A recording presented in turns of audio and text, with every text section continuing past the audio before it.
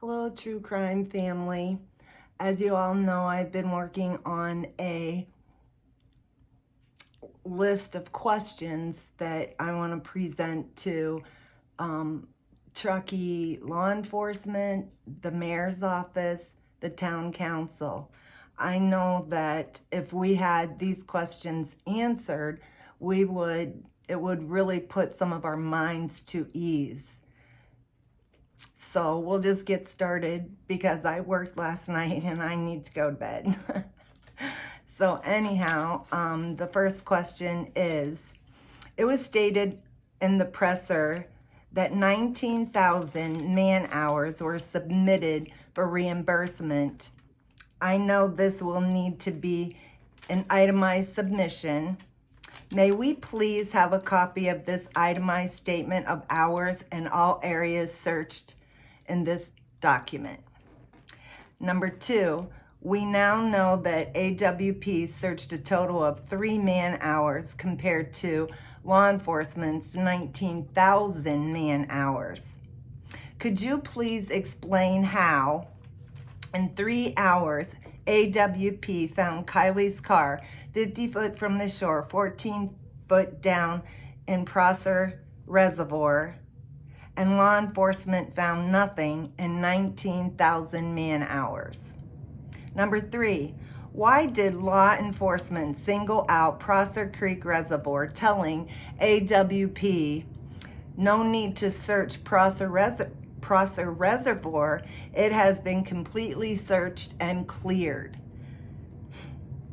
Why did you not just say Prosser and Boca? Why did you just specify you don't need to search Prosser Reservoir? It's been cleared. Number 4, once the car and Kiely was found and it was confirmed, why did law enforcement not lock down the scene and treat this like a homicide until it was found not to be a homicide? This is how it's done just about everywhere. Anytime a dead body's found, it's always treated as if it's a homicide until it's not a homicide. So, please explain why forensic standards were not followed. Number 5, why were forensic standards not followed and an underwater crime scene investigation completed? Number 6, why did the investigation of the death scene report make no mention of the crime scene and the body while it was underwater before anyone touched it or touched anything? No mention of photographs of either. Why is that? No mention of any photographs, none. And that should be done. Number 7, why would you leave Kiely's SUV inverted and why didn't you leave Kiely's SUV inverted and pull it or lift it out of the lake? You know, they rolled it, so why didn't they just leave it inverted as it was found? Raise it out, you know, with those balloons, or just pull it out the way it was found? I don't get that. Number 8, please explain why law enforcement decided to flip the vehicle while in the water, causing more damage to the vehicle. Good question. Number 9, why was Kiely's car touched with bare hands, compromising the crime scene? Number 10, once it was rolled over into its upright position, why did the divers not dive to see if there was any other remaining evidence on the floor of the reservoir? Number 11, usually the first areas that are investigated are the last place the victim was seen. Witness statements, CCTV, cameras. Why did law enforcement not check the California live fire cameras? Kiely missing in your area was really big news. I understand law enforcement does not maintain and service and monitor these cameras, but someone does. This was such a huge worldwide case, I honestly find it hard to believe someone did not think to check these cameras or even mention it. Like the people who, monitor them, service them, and maintain them, they would have said, hey, there's cameras out there. And give the police a call if they haven't thought of it. So could you please explain? Number 12, from the fire cam video, how do you know that Kiely actually drove her car into the water? Number 13, how do you know someone else did not drive an unconscious Kiely into the water? Number 14, how do you know the car was not pushed into the water with an unconscious Kiely? The above three questions stem from the autopsy due to no water in the lungs, stomach, and the weight of her bilateral lungs. The footage does not prove Kiely was conscious, and it does not prove it was Kiely driving the car.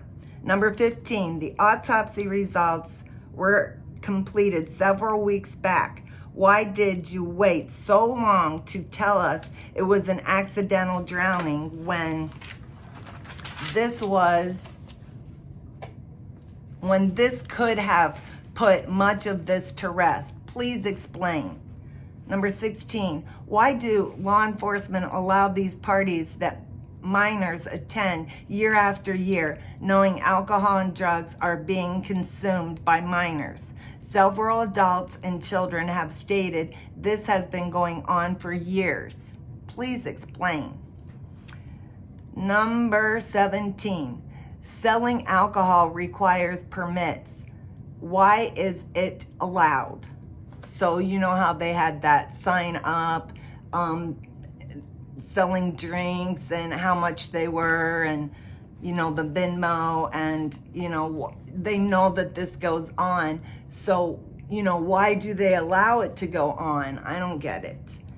Number 18, why did law enforcement feel it was not important to follow up on a call that you received from a citizen, Check It TV, stating some of Kiely's belongings were found on the same location her car was found? And why did law enforcement feel that evidence was not important, i.e. her laptop and the other things that were found? Number 19, bodies are not released until the investigation is complete and closed. Why was Kiely's body released to the family to be cremated? Because now we can't do another autopsy, unfortunately. Number 20, why was there no mention about the brain or vitreous fluids in the autopsy? Number 21, why would the family not be held accountable for Kiely driving to a party? She had no driver's license, only a permit. She can only drive to work, school, and school functions. Please explain. Number 22, why is there no discussion on charges being made for distribution of alcohol and drugs? Adults over the age of 21 bought this alcohol. Please explain. Number 23, how can it be legal for young people to have teen-on-teen meetings with no law enforcement or parents present? Number 25, it is stated in the autopsy that the detective made a facial ID. This is not standard procedure. It must be done by one of three things: fingerprint, DNA, or fingerprint, DNA, or dental records. Only. Why was this not done? Number 26, what was found in Kiely's phone? Number 27, what was found in the car's black box? Number 28, what will be happening to the law enforcement officers that dropped the ball on this whole investigative case? Number 29, this is not a post-mortem report. This report has deputy coroners that was on the scene.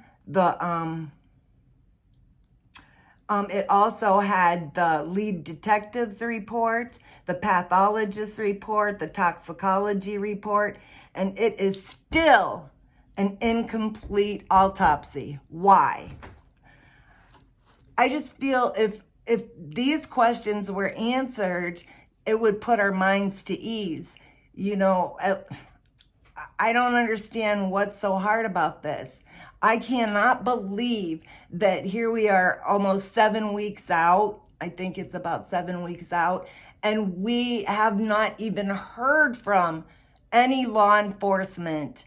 You know, I just cannot believe that. So I'm going to type this up and put a little note in there, and I'm going to send it off to, you know, the law enforcement offices. I'm going to send a copy to the mayor, and I'm going to send a copy to the town council. And I'm just going to respectfully ask that these questions be answered. It's, you know, they're just simply answer these questions. And I think it would just make us all feel a whole lot better. So I hope y'all have a wonderful day, and God bless everyone.